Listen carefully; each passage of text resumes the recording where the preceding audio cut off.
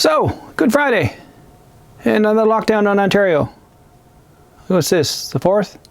Anyway, when I was growing up, as a kid, Good Friday, meaning 12th day off school, but Good Friday and then Easter and then Easter Monday, long weekend, it's good, it's fun, it's chocolate, it's all these great things. And of course, my family, it was get-togethers because, my extended family, my aunts and cousins and stuff, we get together and do that too.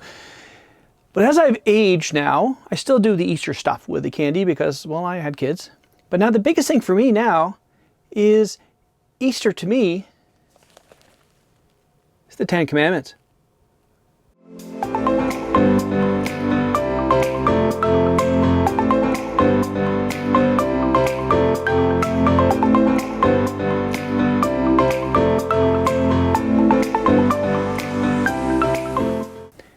Greetings, Dave here, DCBFX. First of all, start out saying, hey, happy Good Friday and all those other things to those who celebrate it. To me, I always find this is always a weird dichotomy. I was raised in really not a very religious household because, well, my father was a man of science, surgeon, and also he was Catholic and then had to leave the Catholic Church to marry my mom, who was Anglican. So at that point, religion was never a huge thing in my family. I never took it to be. Maybe it's bigger than I thought it was. I went to the United Church and went as far as confirmation at 13, 14, got confirmed in the church, and then, bye, I'm going skiing, or, oh, I got a job. So the religion is not a huge part of my family. It never really, to me, has been. A little bit more in my wife's family, but, I follow along. I do the Christmas things and all that stuff. But, yeah, it's never been a big thing for me. But in the last, say, 10, 15 years, I've been a real big fan of the Ten Commandments at Easter. Now, it wasn't something I ever thought about, why is it? And I know in it, because as you watch, Passover is a big part of what happens with the Ten Commandments and the plagues and all that stuff. So, and Passover and Easter tend to coincide at the same time, or at the same sort of time.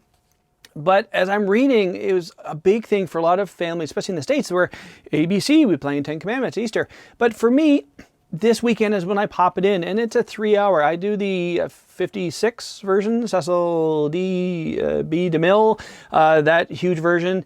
And as I'm a movie sort of person now, I find it fun when I look and we see some of the scenes. Now, if you haven't seen this, I'm not going to say spoilers because it's 1956, okay? Plus it's the Ten Commandments. There's another story.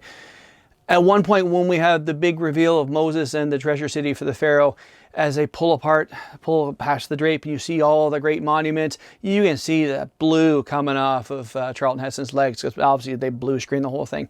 And as I said before, blue screen went out of favor because of the skin tone that was, blues and skin tones. Anyway, it's an epic movie, and I watch it every year. Of course, I've said that before. I watch The Stand every year, a couple times a year. I watch this every year. I watch Independence Day around Independence Day. All these things I do on a regular basis. But to me, it's epic. And it's extremely whitewashed because no one, well, Yul Brynner maybe, looks Egyptian in this. Like, you got Yvonne De Carlo, who, if you don't know, was from the Munsters as well. Good Canadian actress, if you didn't know that either. But it's just so epic. But the one that always makes me stop and laugh is Edward G. Robinson, big actor from the gangster movies. And you can just see him. He's like, let's build a calf, see? Worship it, see? It just is so funny. His character, Dathan, it makes me laugh every time it comes up, but I just find it hilarious. But that's just me. It takes me right out of the movie right there, and okay. But it's such a great movie, next movie. And if you haven't seen it, check it out. It's a good way to and it's 3 hours, but it just melts away.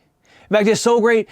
Partway through the movie, because this is what they did when you had it in the theaters, intermission. Yeah, you're watching along. Intermission. Oh, okay.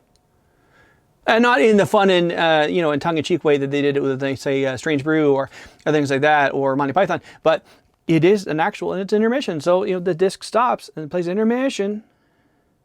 Put in the next disc, intermission. Skips the next scene, and off you go.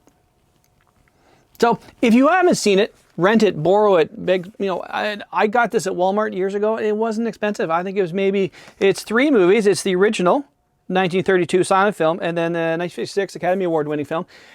$10, 10 bucks. And it gets watched once a year, so it's in great shape. So that's my video for today. If you are religious and you enjoy this holiday, more power to you, man. Enjoy, have a great one. If you are not and you enjoy the time off work, hey, have a great one. Everyone needs time off, especially now that especially up here in Ontario, we're locking down again. What's the definition of insanity again? Anyway, that's what's going on now. It is what it is. I'm still essential. I'm still going in. I'm still got tons of machines to fix, and it is what it is. But yeah, I don't understand what's going on here. So, hey, happy Easter, everyone. Enjoy. We'll talk to you all soon.